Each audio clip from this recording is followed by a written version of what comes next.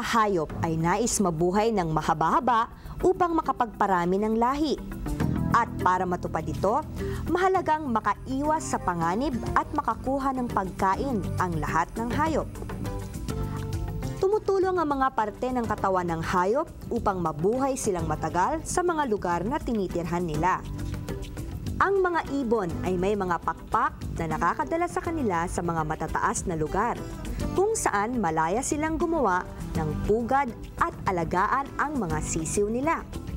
At ang mga paa ng mga ibon o claws ay tamang-tama para makakapit sila sa mga matataas na puno. Ang mga paniki ay mayroong mga paang katulad ng sa ibon, ngunit pabaligtad silang kumakapit sa mga kuweba. Sila ay nakatira sa mga kuweba dahil ang mga mata nila ay di kaya ang sobrang liwanag. Sa tubig naman ay mayroong mga fins o palikpik ang mga isda na tumutulong sa paglangoy ng mga ito sa pasikot-sikot ng ilalim ng dagat.